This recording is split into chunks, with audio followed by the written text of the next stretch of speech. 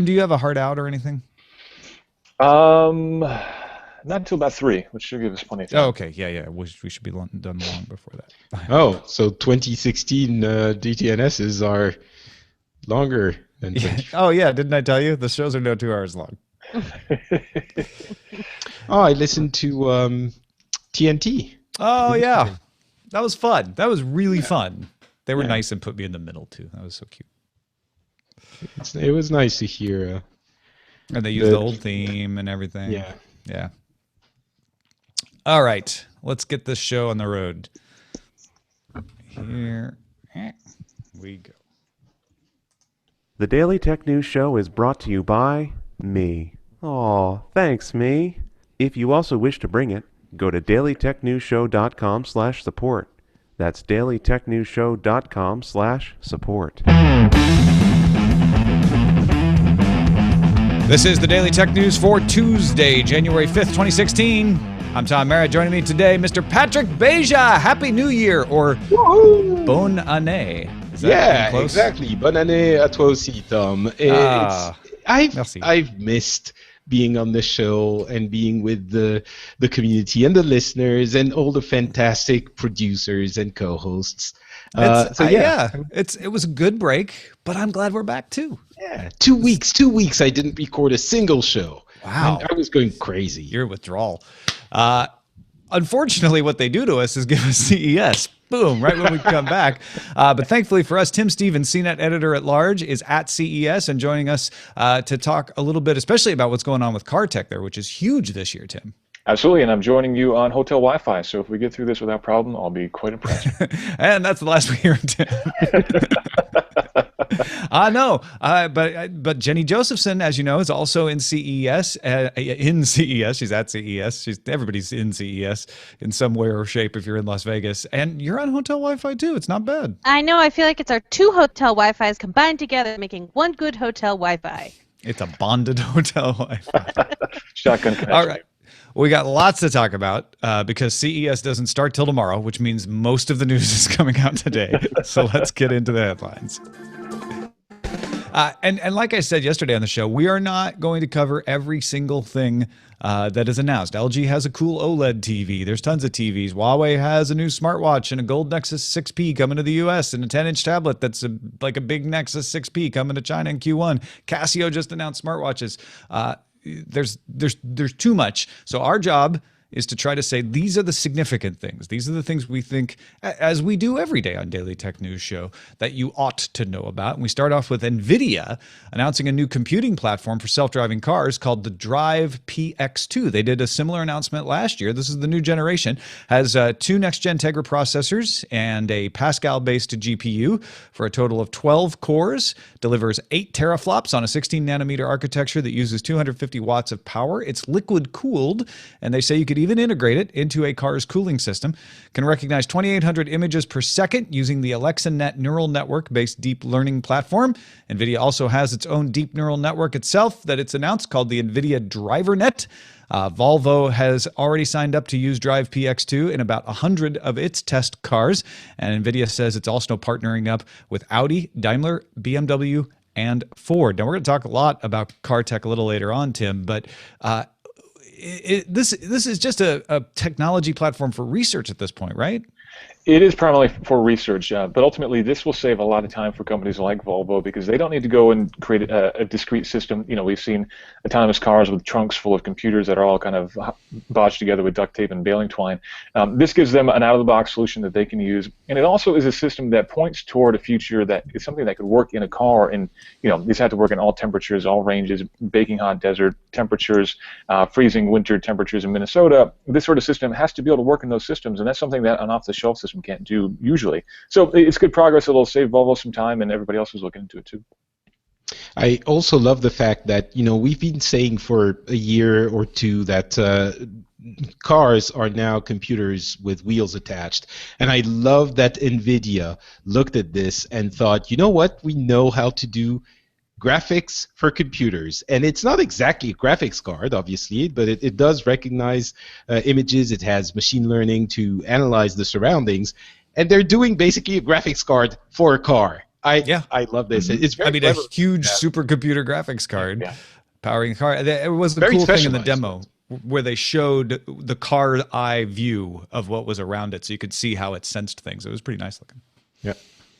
Recode reports sources familiar with the company's plans say Twitter is building a feature to allow posts longer than 140 characters that could launch towards the end of Q1. A 10,000 character limit is under consideration. Twitter is testing a version that only shows the first 140 characters with an option to click to see more. There's a lot of panic around this story today, I think. People are imagining their Twitter feeds with 10,000 character posts, which I think the CNET story I saw calculated is around 2,000 words. So, short story length. I would imagine that part about them testing a version that only shows you the first 140 characters and then allows more words when you click to reveal, kind of like, what is it? What is the Twitlonger, is it? I think it is. Twitlonger, yeah. Twitlonger, yeah. So a little more integrated and fancy version of that could be cool, and not pollute my stream. And the thing is, whether or not you like the concept, maybe 10,000 is a little bit long, but if you're going to go, if it's 500 or if you go beyond 500, whatever, it's going to be long anyway. But the thing is, people are doing it already. They're just dividing their longer. It doesn't mean that every post is going to be 10,000 characters, but they're dividing them in 3, 4, 5, 6 tweets in a row with numbering. So it's happening already, whether or not you like it. So Twitter has been good at embracing those kinds of evolutions, and hopefully, if they end up getting into it, they will do it right so that they can preserve the spirit of Twitter, and hopefully they'll manage to do that. And that means no more squinting at full-length articles taken as a snapshot, which I am all for. Also, please give it to Mark Andreessen first. Thank you. HTC is showing a new prototype Steam VR helmet for developers called the HTC Vive Pre. A front-facing camera delivers views of the real world into the helmet. Some are integrated into virtual views, like they only show up when you get to the edge of the screen, or maybe they do an augmented reality sort of thing. But there's also a full view of the real world called chaperone mode, so you can pick up your drink, see where you're going. The controller now has a smoother tracking ring on it, a dual-stage trigger, ergonomic improvements, some haptic feedback, headset's more compact, brighter display, some interchangeable nose gaskets and foam inserts so you can actually wear your glasses inside the thing comfortably.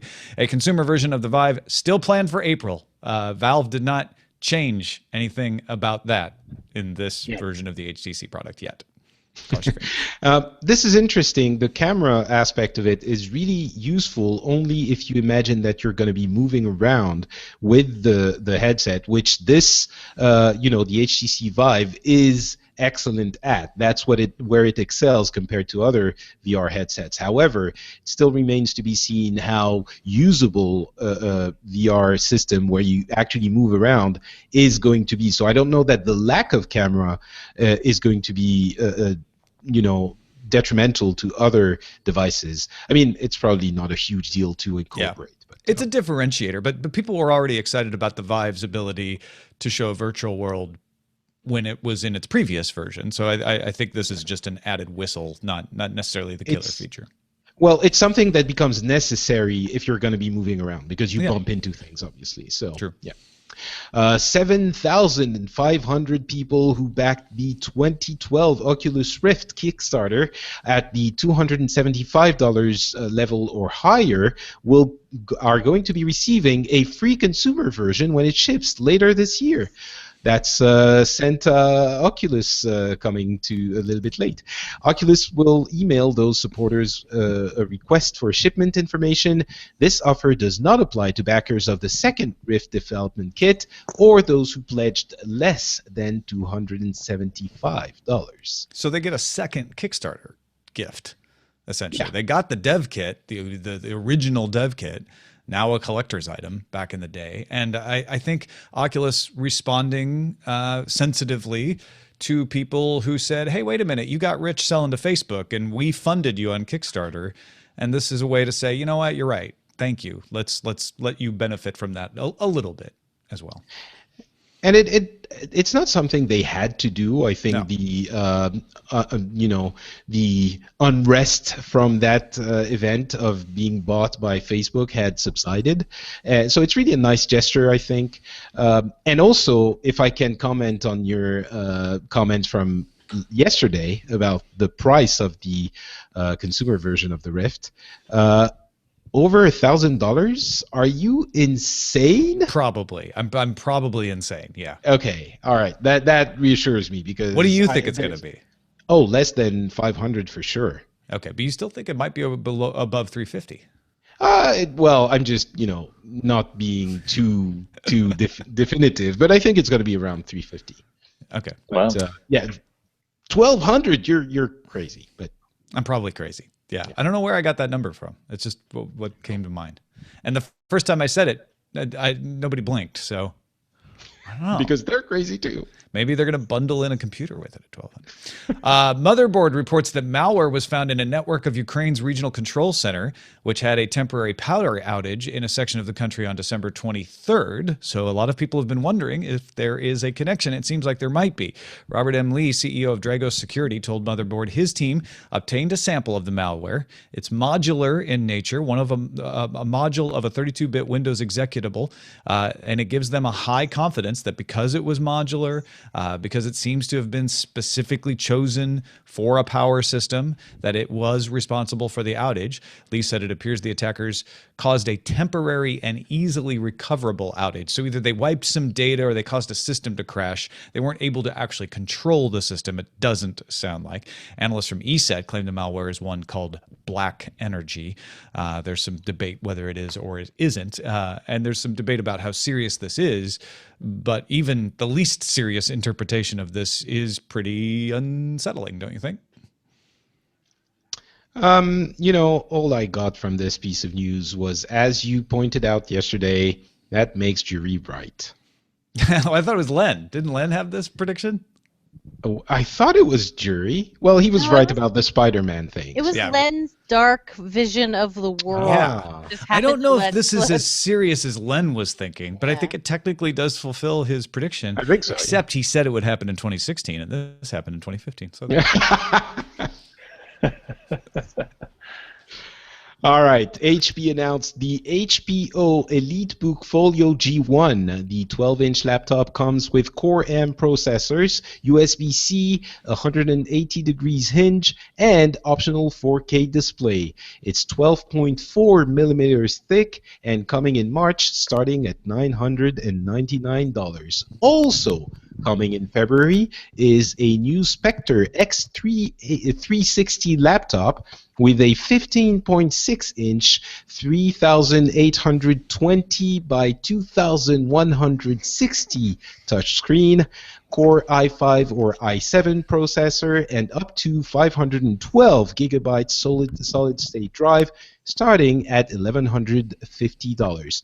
Also in February, the new Pavilion X2 with a 12-inch display, a solid-state drive up to 256 gigabytes with Core M or Atom processors. The X2 starts at a mere $500. Yeah, and for the Spectre and the Pavilion, those are big spec jumps for those lines. But that HPO EliteBook Folio G1, except in the construction of its name, is very much a MacBook competitor. It's a very nice machine, and it has a 4K display. No? Well, it's very interesting that I would have maybe brought up Apple in this, but you did first, so that takes me off the hook. But there's a lot of awesome hardware on the PC side, and for some reason, it's never as shiny or doesn't interest me in the same way as when Apple does a big light show and shows you, a laptop with just one USB-C port. For some reason, I think it's all in the presentation. It's all in the brand, and I think those companies that are doing excessively, excellent products aren't managing to capture the attraction that interests. I think this Folio is nice looking. I think this. It is a sweet looking machine. It is for sure. It's just Not sweet enough for you. I get it. It's fair. not shiny. Maybe add some kind of a, I don't know, Some bling. sparkly, some bling. Just a little bling. Ford said Tuesday it's experimenting with integrating Amazon Echo into its sync system so users could start their car and check range from the Echo. Also give the Echo commands for things like lights and thermostats from inside the car. Ford also is partnering with DJI on a $100,000 contest challenging developers to create a system that could launch a UAV from the bed of a Ford F-150 using a touchscreen from the cab of the truck and then have the UAV relay data and return to land even if the truck drove somewhere else while it was up in the air. Aim would be to help UN disaster relief workers. Ford also announced it's expanding its self-driving car test fleet from 10 to 30, and it will implement a coffee can-sized LiDAR sensor from Velodyne called the Ultra Puck. And Tim, I know we're going to talk more about this in the discussion section, but I think the thing people were most shocked about is what they didn't say, which is that they're partnering up with Google. Some people were shocked. Other people were not shocked. But yes, that was definitely something that a lot of people were expecting, some kind of a partnership. But that would go against a little bit of what they're talking about today and expanding their own autonomous test fleet. They said that they're working with partners. They're very open to working with other people. And ultimately, I think this is one case where the industry does need to work together.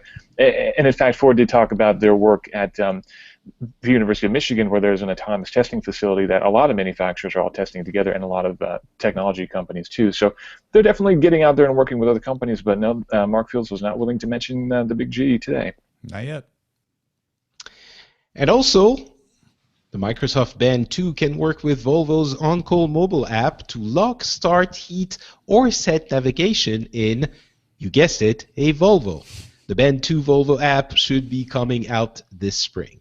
So you can control the Volvo from your fitness band, combining two of the greatest trends of CES into one announcement. Fitness and Volvos, yes. Yeah. Faraday Future showed off its FF01 concept electric vehicle with 1,000 horsepower all-wheel drive and a carbon fiber body. Goes 0 to 60 in less than 3 seconds. Helmet delivers oxygen and water to the driver, and there's a smartphone slot in the steering wheel with an app to control things like traction and throttle. Again, concept car, not something driving around. Concept shows off its modular architecture, though, which uses the same structure with different wheelbases, numbers of motors, batteries, etc., to make the different models of the Faraday Future cars. Don't forget, they're also building a battery factory in Nevada, and Faraday Future is backed by China's La TV. That's a Netflix-like company. So maybe the idea is to deliver video into these cars. I don't know. They hope to deliver their first production car in 2018. Tim, you did a great write-up of this on CNET, convincing me that there was more to this story than just a fluffy concept car. Yeah, and ultimately the most disappointing part of the story is the fluffy concept car, because everybody wanted them to show off their production car, but ultimately they showed us this crazy thing instead that will never be put into production, and none of us could afford it anyway. At least I certainly couldn't afford it, I'll say that.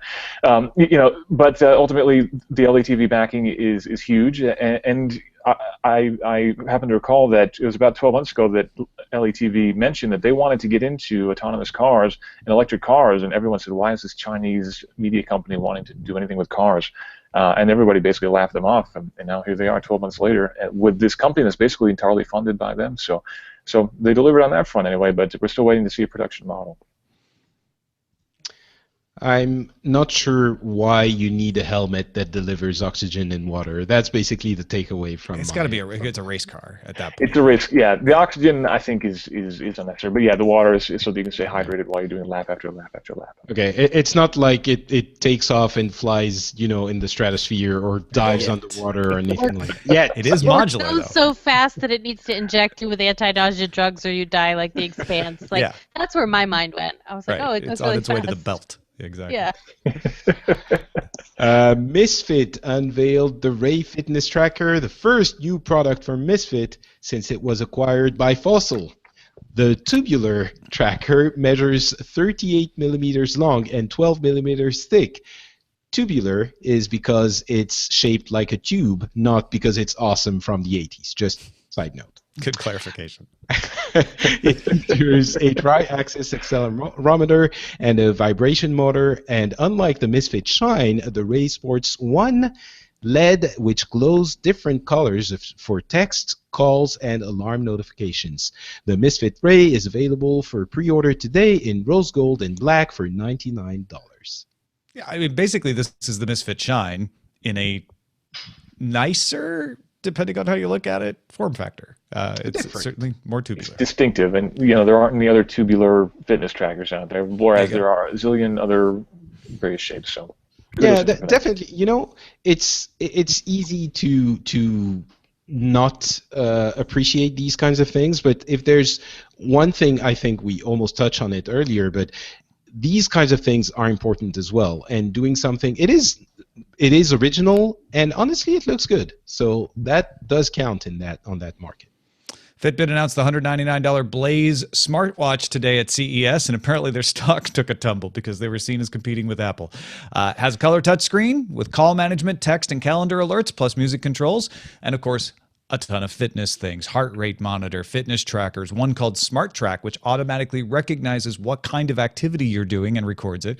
The Blaze comes in a removable frame with 2 elastomer bands. Those are basically plastic. New bands are $30 for the elastomer in black, blue, and plum. Then you can spend $100 for a leather one in black, gray, or tan, and you also get a new stainless steel case or removable frame if you buy the leather ones. Oh, did I say black, gray, and tan? I'm sorry. I meant mist gray and camel. And $130 for the stainless steel bands, which also has a new frame. The Blaze supports more than 200 iOS, Android, and Windows devices and is available for online pre-order today and worldwide on the shelves March 2016. Anybody going to get a smartwatch from Fitbit? No? Okay. 5-day battery life. That's really impressive, actually. Yeah.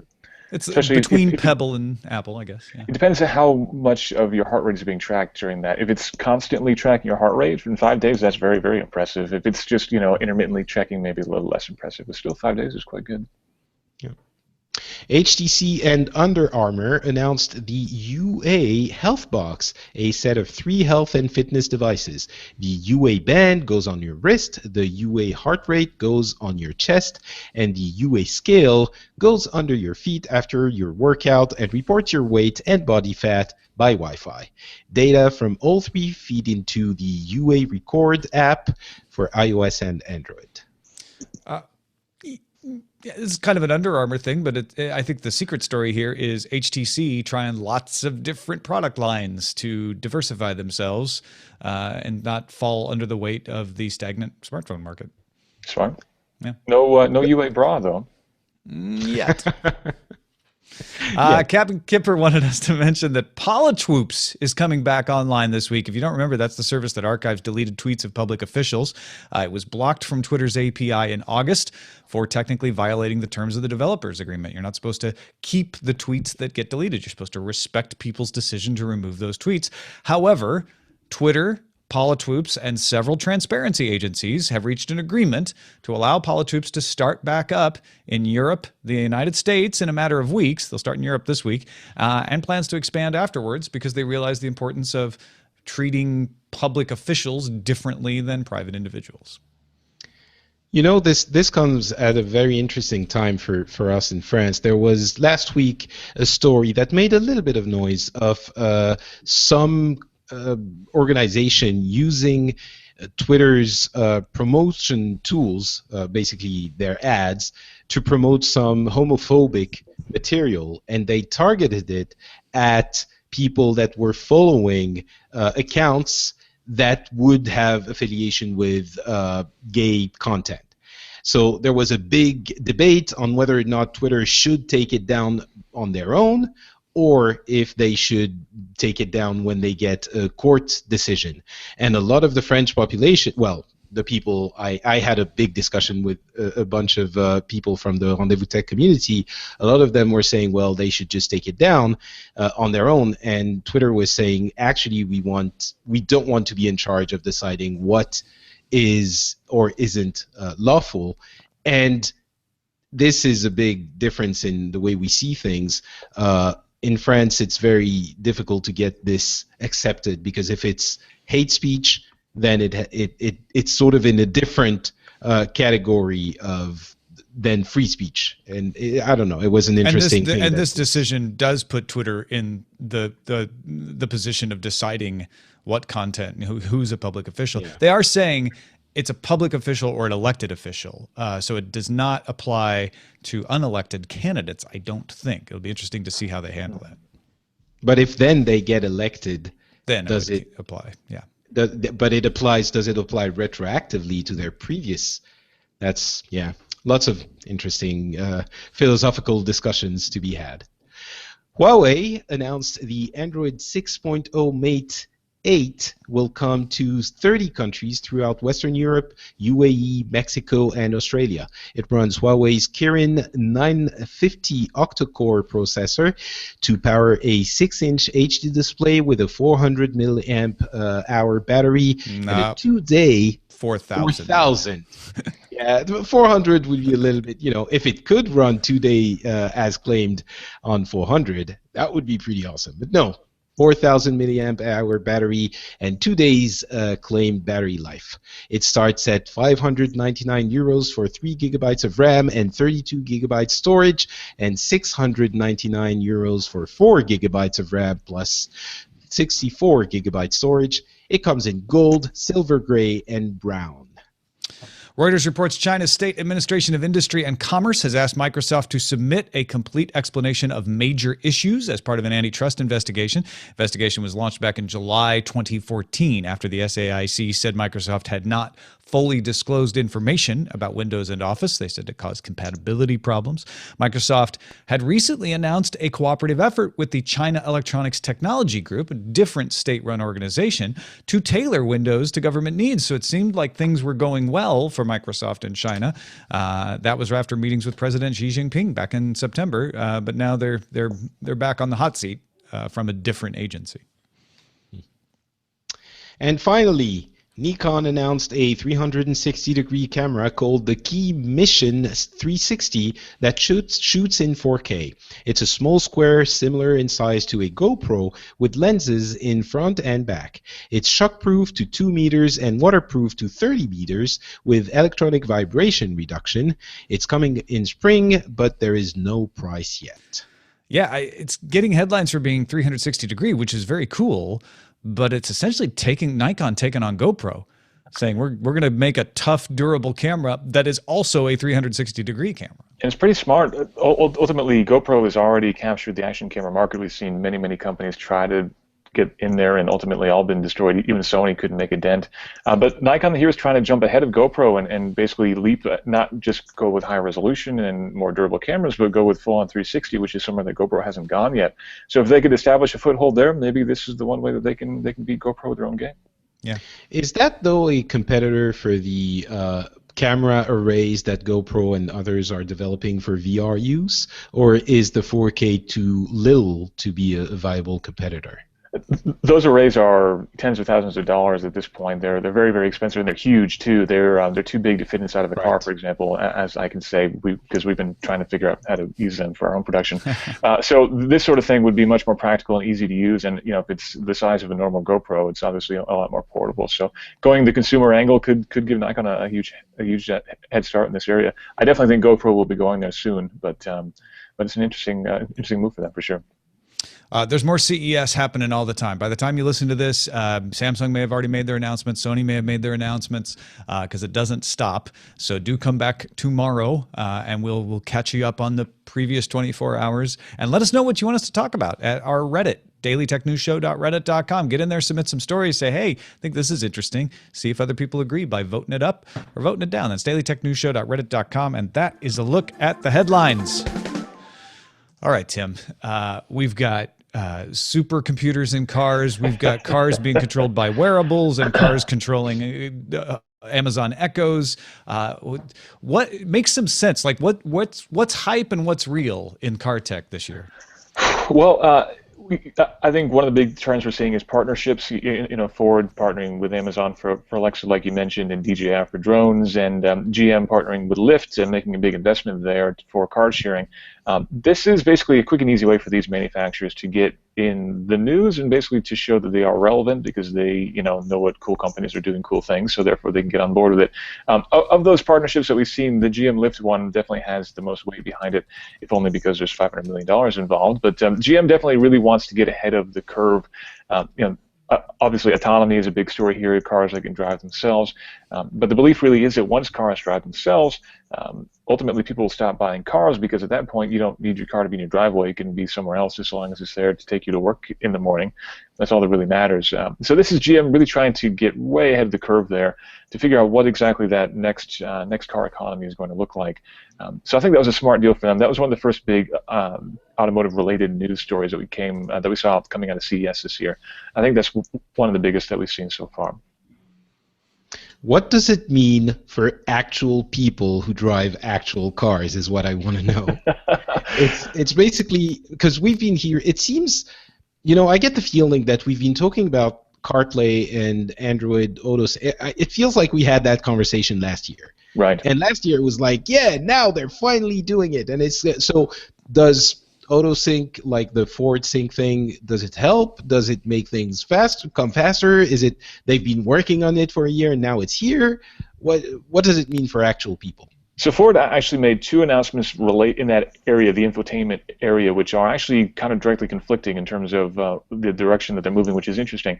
So one is that they're adding support for both Android Auto and CarPlay. We knew CarPlay was coming, but that they're also adding in Android Auto means that regardless of whether you have an Android phone or an iPhone, you'll be able to use those systems in your car. And those will be coming in 2017 cars, and they'll also be retrofitted back to 2016 cars as well, which is great. And also we're seeing GM get on board with that as well. We're seeing other manufacturers too. So, those systems have been around. CarPlay and Android Auto have been in your phone for about a year now, but they're actually going to be finally available in a lot of new cars starting this year, and that's pretty exciting. But the big concern from the manufacturers is if you can basically plug your phone in and kind of take over the dashboard, then that's one less differentiating factor for my car. Now, any car looks the same if your phone is basically driving the main experience within the car.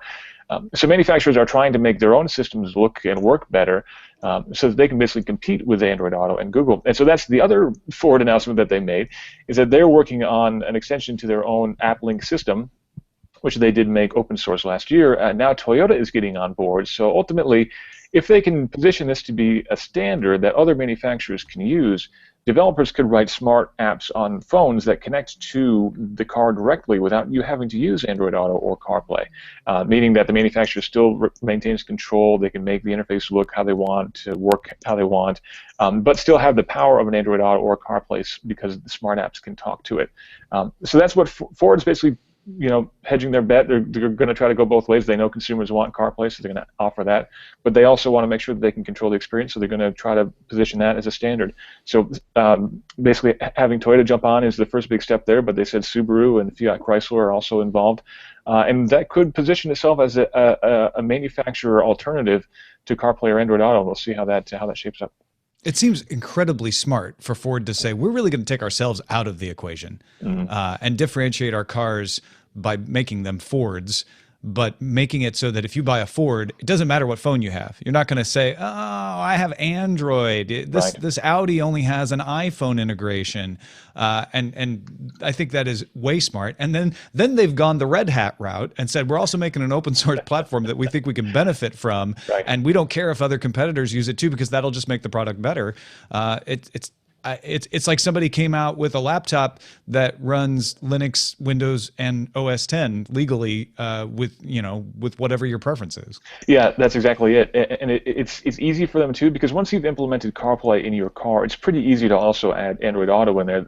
The stumbling block has been that Google actually wants a lot more information than Apple does. So that really gets into less of a technical issue and more of a legal policy rights issue. But ultimately, manufacturers have kind of gotten over that hurdle. And now we're seeing that most manufacturers are coming forward and saying they're going to support both. And then Ford's taking the extra step of building their own system too. So it's definitely good news for consumers.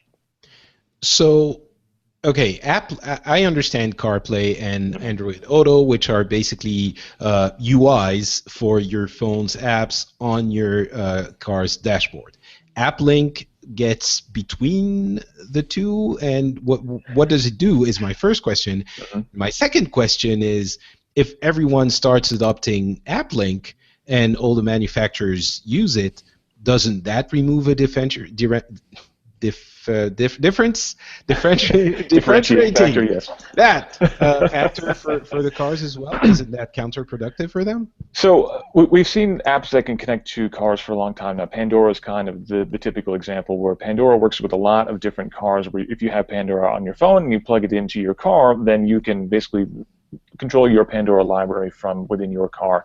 But the way that works right now is Pandora has to go out and customize their app to work with every different manufacturer's system. So if you were to look at the code of Pandora, there's probably 15 or 20 different hooks in there for all these different infotainment systems, which for Pandora is fine because at this point, Ford or Toyota will go to Pandora and say, hey, we'll pay you to make your app work with our car. But if you're a smaller developer, if you have a new app coming out that's hot and cool, but you don't have a huge development team, you can't expect to really extend your app to run on all these 20 or 30 or however many different platforms there are running in cars right now. That market is so fragmented, it makes Android look fresh and clean and fully integrated.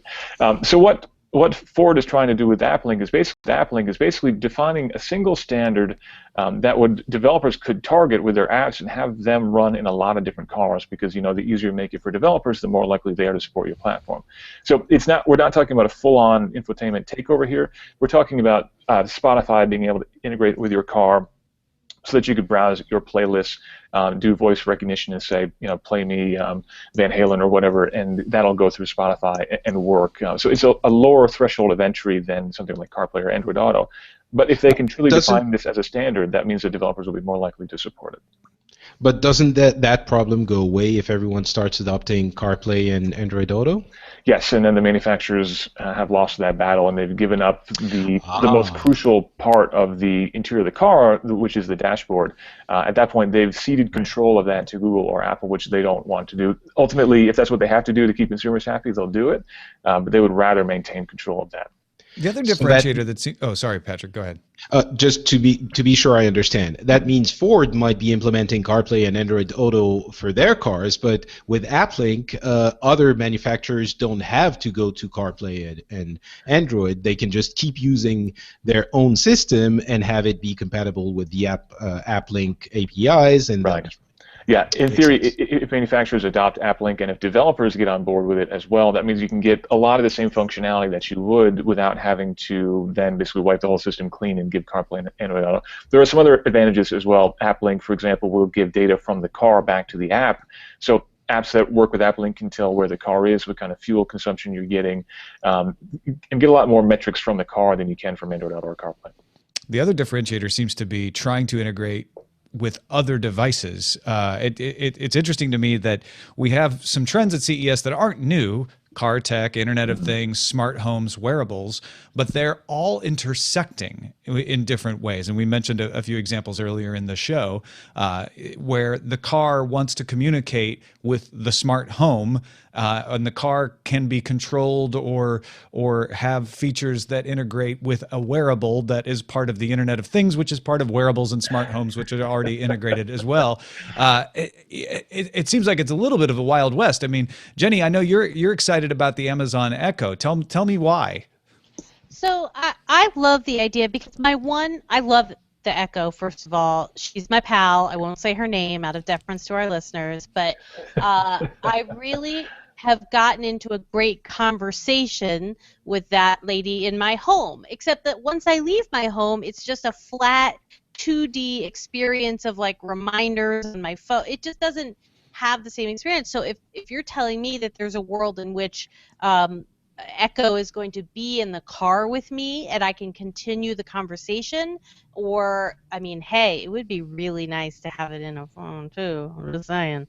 But at least bringing that sort of effortless functionality out into the world, or when I'm stuck in traffic. I also, in the reverse, I deeply love the idea of being able to say, hey lady, play the Beatles when I'm not home, and have it play for my husband and him be like, what happened? Like, there's all sorts of fun you can have with that. Yeah, so Ford is announcing Amazon Echo integration is being researched, right, Tim? It's not something that's ready for shipping.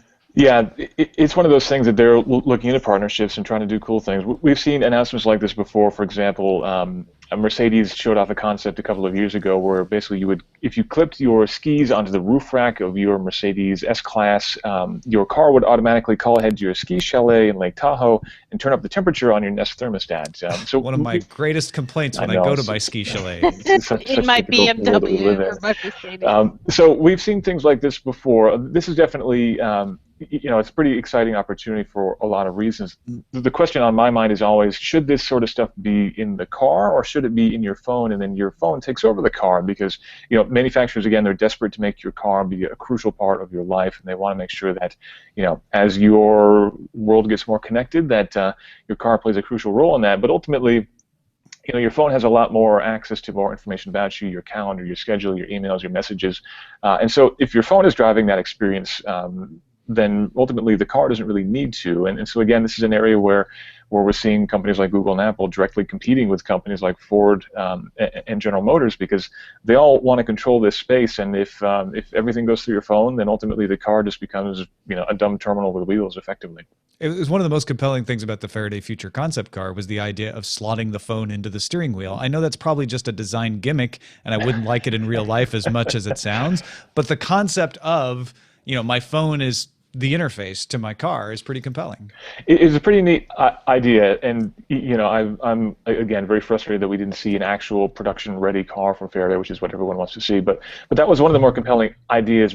I spoke with Richard Kim, the designer of the car, quite a bit yesterday before the event, and he talked about how your tablet or your phone gets more valuable to you the more that you use it, because you personalize it and it learns about you, or you can rename it like Alexa, for example. He said, but cars, of course, get much they lose value as soon as you drive them off the lot. But at Faraday Motors, or Faraday Future, they want your car to become more valuable to you as time goes on.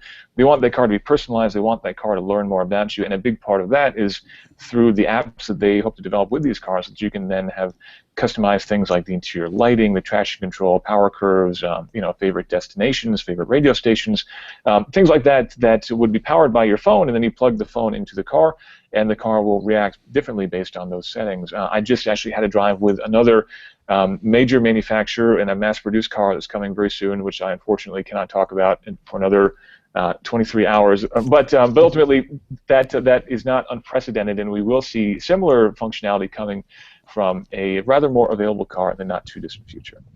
Now, my takeaway from the outside looking in, as we wrap this up, is that unlike 2001 CES, when car tech was in the North Hall and it stayed in the North Hall, and maybe you had Bluetooth and the ability to show a song on a dashboard or integrate with your phone by Bluetooth, car tech has now become something that everyone cares about. It's not just a niche thing, because everybody drives, and these are massively appealing features now. They are. They're huge. When Ford debuted the Focus Electric here, I think about 6 or 7 years ago, everybody thought they were crazy that they didn't just wait a week and show it off in Detroit. But Ford, saw the trend, and they got way ahead of the curve, and ultimately they had a huge impact here, and they continue to do so. This show is definitely all about, it's all about everything with our connected worlds, and our cars are a big part of that. I do take. I don't know if I agree with people who are calling CES a car show, because CES as a whole has grown. I mean, the footprint of CES this year is massive compared to how it was just a couple of years ago. So while the connected car presence here is bigger than it ever has been, everything here is bigger than it ever has been. But cars are definitely tying into more parts of our lives, and we're seeing that on the show floor. Well, yeah, when an open source app platform is one of the biggest car tech stories at CES, things have definitely changed. Crazy days, man.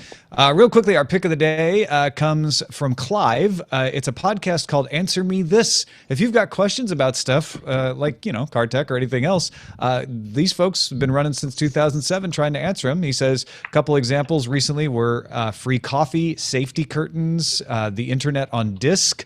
He says it's both funny and informative, and with episode 330 out soon, might be out by now, there are plenty of archives to enjoy. So you can check it out, answermethispodcast.com. Thank you, Clive. Send your picks to us, folks. Feedback at dailytechnewsshow.com. You can find more picks at dailytechnewsshow.com/picks. Final email from Rich in lovely Cleveland talking about that AppLink platform. And the substantial shift in car infotainment from fragmentation with each manufacturer's product line to something that could theoretically be consistent across car makers. He says, while this is a boon for consumer convenience, Darren would remind us that generally this means a concession to security, with all the big players either committed to supporting AppLink or Android Auto or CarPlay. The state of car security goes from a security through obscurity model with in-car systems varying substantially, even various trims of the same car model, which we've already seen break down to concentrated effort, to having two uniform platforms that provide a much greater impact for each exploit. I know the phone integrated systems are essentially apps running on top of existing systems at this point, so that may limit the impact, but I hope Google, Apple, and the car makers realize the security implications of this switch. Tim, are we hearing much about security in these new platforms from people? Security is definitely a concern, and I'm sorry to say that they definitely, they being auto manufacturers, definitely subscribe to the security through obscurity concept. They don't want to talk about the details other than, it's a very important thing to them. I do agree that this does perhaps open some new attack vectors, or streamline attack vectors, I should say.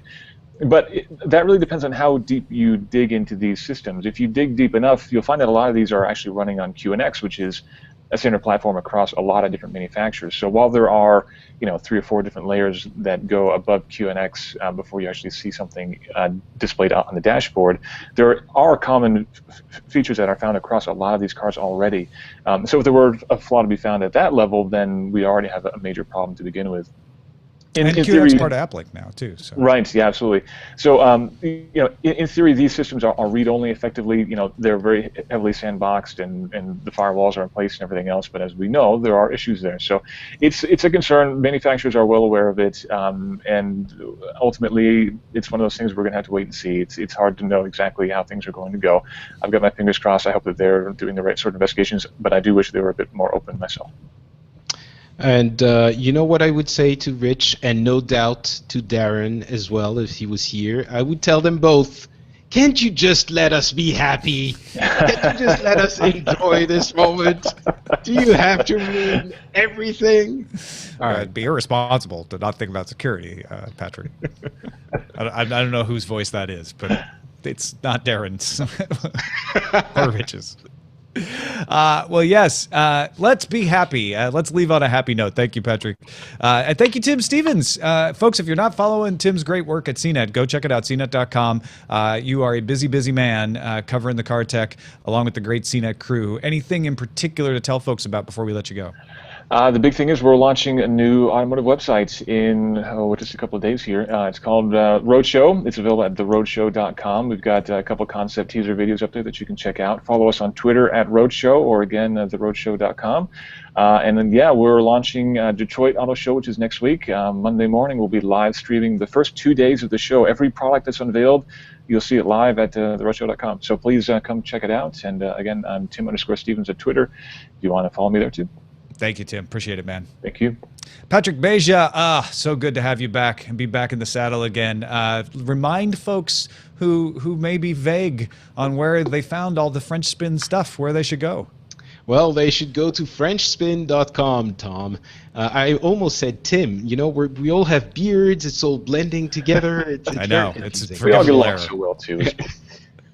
FrenchSpin.com, and we just before Christmas we recorded an episode of the Phileas Club where we had a bunch of people, and I wanted to talk about Star Wars and how we talked about a bunch of boring world news stuff first, but then we got into Star Wars and how people from Saudi Arabia, from Thailand, saw that amazing saga, in their culture. Does it have influence? And we sort of diverted from that into something that was super fun and interesting. So go listen to the Phileas Club. It's at FrenchSpin.com. I think you would enjoy it. And follow me on Twitter at NotPatrick.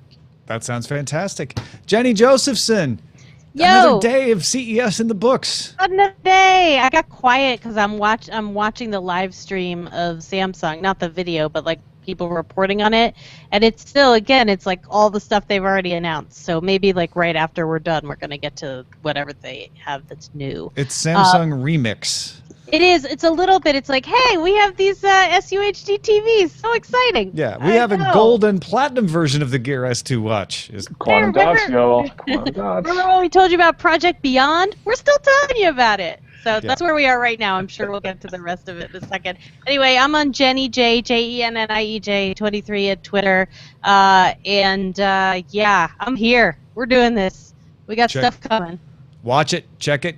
Keep going. Thank you for the support that makes this show possible. If you didn't realize, this show is funded entirely by whatever viewers feel they get some value out of it. If you get value out of the show, we just ask that you give a little of that value back. Maybe it's only $1 a month. dailytechnewsshow.com/support or patreon.com/DTNS. Stay tuned. If you're listening to the audio version, there's some special CES reports from Jennie and Allison Sheridan coming up after we finish up here. Or if you're watching the video version, you can find them in the treasure chest, which is available to Patreon backers at the $5 level above, or in the links in the show notes. Our email address is feedback@dailytechnewsshow.com. Give us a call, 512-59-DAILY. That's 593-2459. Catch the show live Monday through Friday, 4:30 p.m. Eastern at alphageekradio.com and diamondclub.tv. And visit our website at dailytechnewsshow.com. Back tomorrow with Scott Johnson and special guest Patrick Norton from CES. Talk to you then.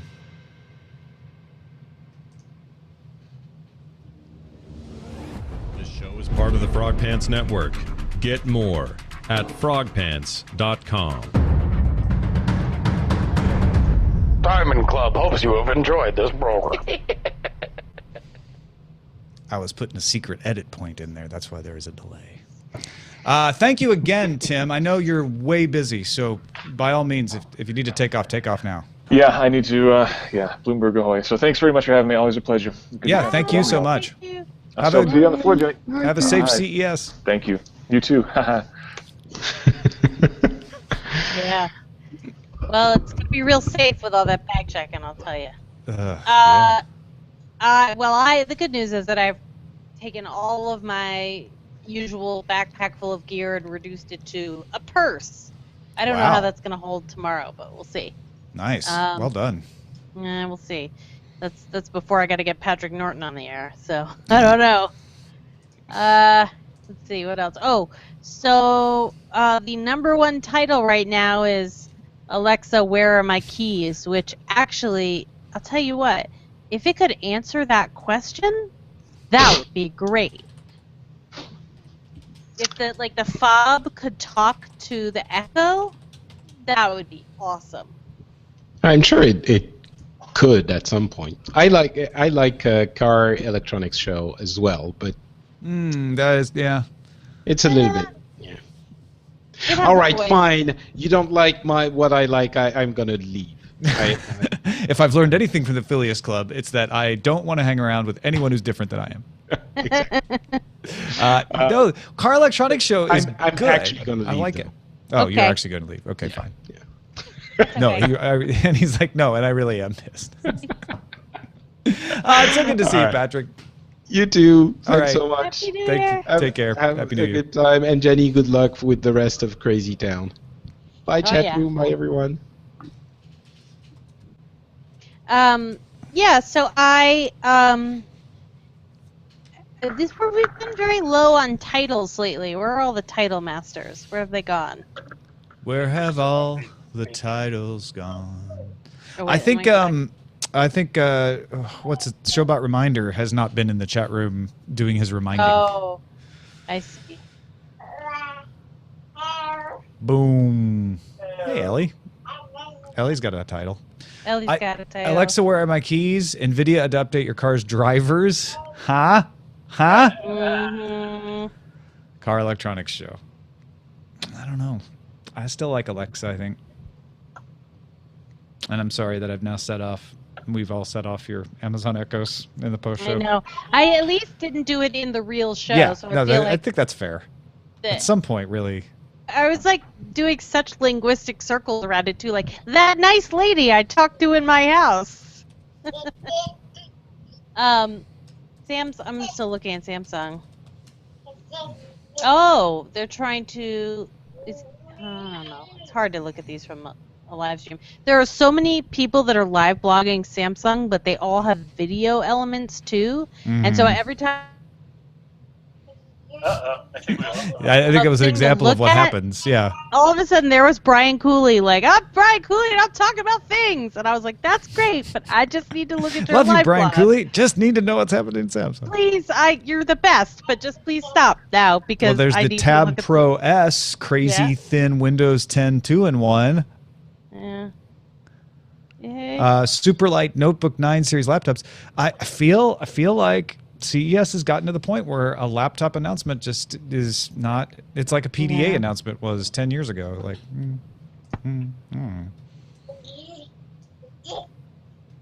Yeah.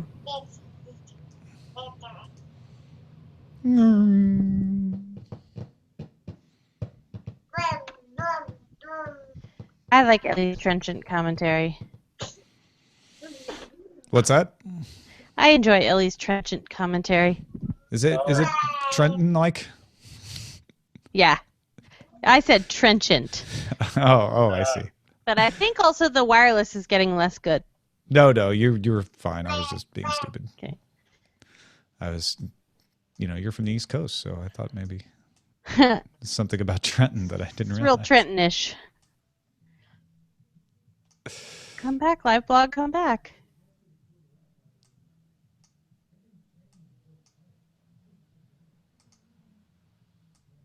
All right, well, I like that. You like what? To do away with the difference between apps and input, which is to say it will be as easy to go from TBS to HBO as it is TBS to Netflix. Oh, this is the Samsung TV. Yeah. Yeah, we already talked about that. Yeah. But I'm still waiting. That's Yeah, the newest thing. they're still doing the. Here's some things we told you. Yeah. But I Now like we're it. gonna tell I you. like the way they did it. Mm-hmm. Yeah, I was kind of like, I don't think I like this Samsung TV thing with the interface and the remote until I was like, oh, it automatically recognizes devices. Oh, Yeah.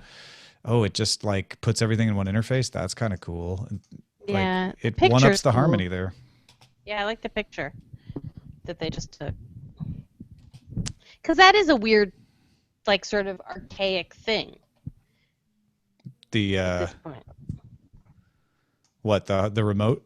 Well, yeah, or like having 6 remotes and having to go like, okay, wait, so I can't get the, like so many devices and so many apps, and you can't get the Amazon on the Apple TV yet, so that means I got to go to the PlayStation, Yeah, and that's an right. input. Like, that's a lot. Even with the So- harmony, you have to remember where it is, right? Right. That solves that problem of like, oh, just take me to my Amazon app, wherever it is. Yeah. All right, this is guaranteed to break somebody's podcast app. I'm almost certain Oh, boy. because it's got 3 different post-show elements plus the. I tried to put because there were so many post-show elements. I wanted to put the Frog Pants and the Stinger Diamond Club Yeah. Stinger at the actual end. Yeah. It says that it's mono 44-100, so That's It what I oughta- did mine as. it ought to work. All right. Tom Merritt, Patrick Beja, Jennie Josephson, and Tim Stevens. The big cast. Yeah. Question. Yes. Do you feel like you'll want somebody from CES on Thursday, or will you kind of be over it from a discussion point of view? What do we got? We got Justin again on Thursday, right? Yeah. I wouldn't say no, but it's not something I'm like, we got to get somebody. Yeah. You know what Because I mean? I'm out of here. I'm flying out early Thursday. Yeah. So- No, it's the show begins Wednesday. It's basically over then. Yeah, I know. It sounds terrible, but I it know, but becomes, it's always it true. becomes the province of it becomes an actual trade show on Wednesday through. That's Kind of it, right? And I think in some ways that's really smart for CES to be like, let's get the press out of here so that we could all do our Leave, jobs. people, get out. Yeah. So Thursday, I was almost wondering if we should invite Carboni on Thursday. Is he there? No, he's not. But for some reason, I was just like, let's just do a lighter like review of CES because it's all going to be goofy stuff by Thursday. Right. Yeah. Hey, I can reach out to him. All right. It was weird. I was weird when you said that because I saw a guy somewhere that looked just like Anthony Carboni, and I was like, am I running into him again? I don't think he's there. No, I saw don't him think so talking with either. Scott Johnson on Twitter about drawing software. So Yeah, so I think, oh, there it is. Hitting the wall, hitting the mid-afternoon wall. what's the time in Las Vegas? At the same time as your time. I know it always surprised But me you for some feel like reason. you make a time change. You feel Yeah. like you make a time change because, like, things are happening at 7 in the morning. Mm-hmm. And And at midnight. Yeah, Like- and at midnight, right. My dinner reservation tonight is at 9:45 p.m. That's You're dinner. like a Spaniard. Yeah, dinner so late. I'm like, I'm going to be asleep in my pudding. So we'll see. Are you gonna get pudding?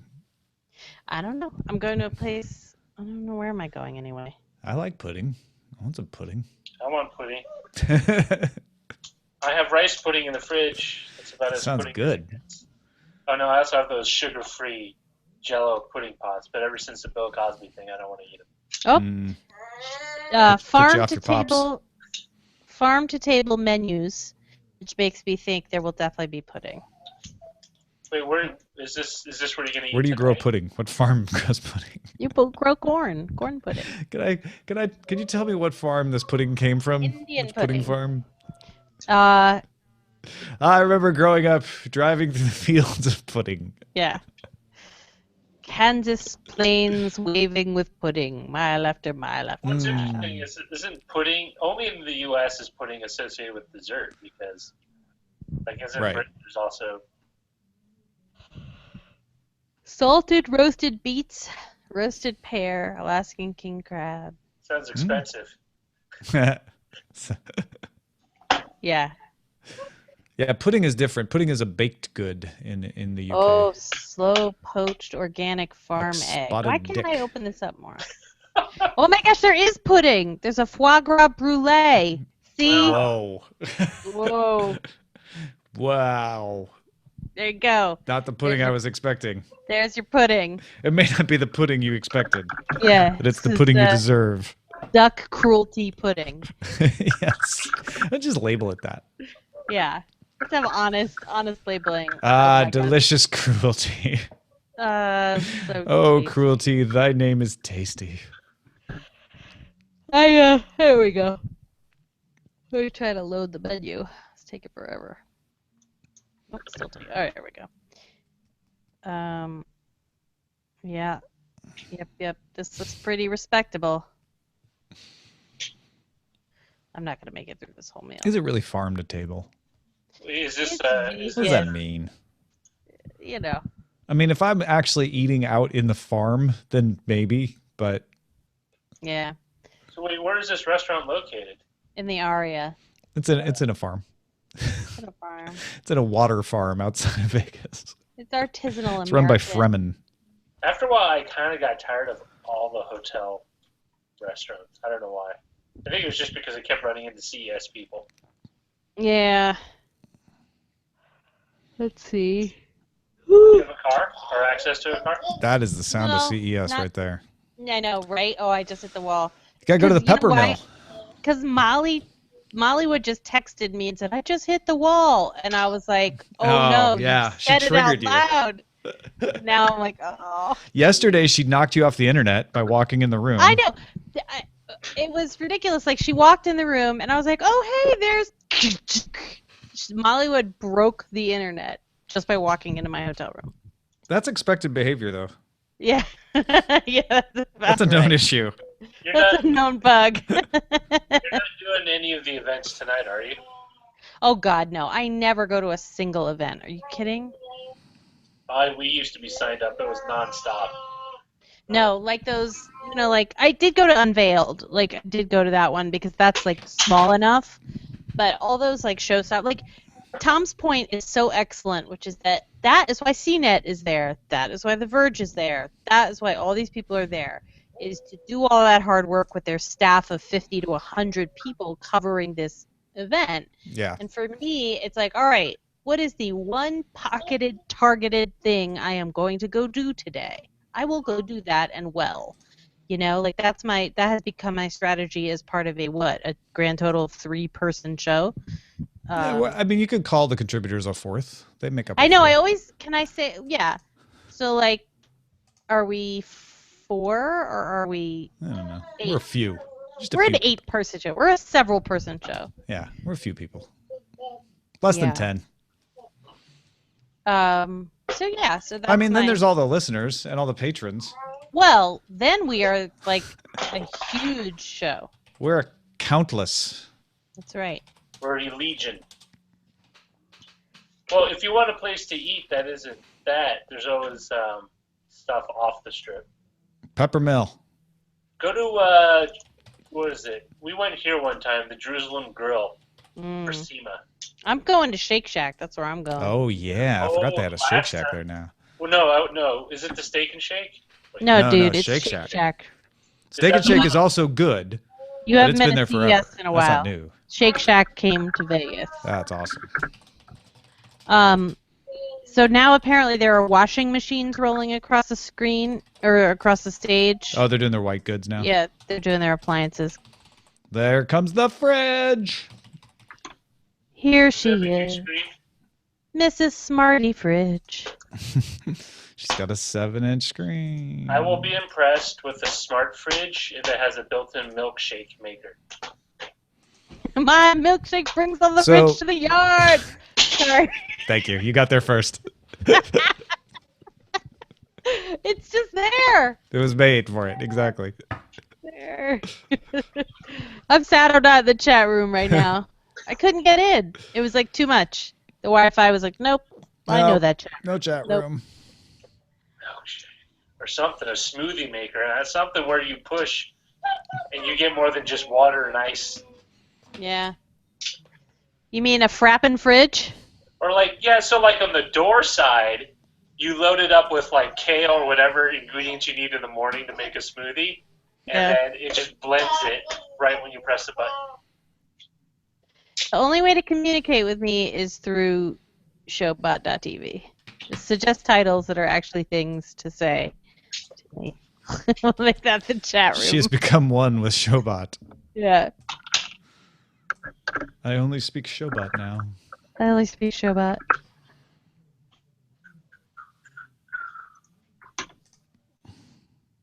So rainy, so rainy.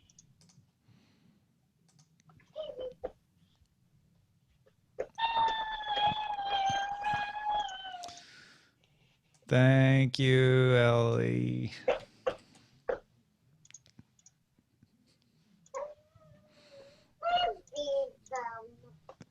I'm bugging Molly for crashing you. She's like, "What? I'm not even there." All right. Publish this piece of CES. Magic. Magic. Exactly. Do that post. So 12 weeks is what? 12 weeks is 3 months, right? Yes. So effectively, we got a little money at the end of in Vegas for a little over 3 months. If I just go based on CES and context. Yeah. I know, it's nice hearing Molly's voice on the end of the show, right? Yeah, it is. It's great. That was a fun little conversation you guys had. So go find it in the show notes or the treasure chest. Go find it, folks. And that's it. We're publicitated. And we're gonna all hit the wall now. Yep. Bye.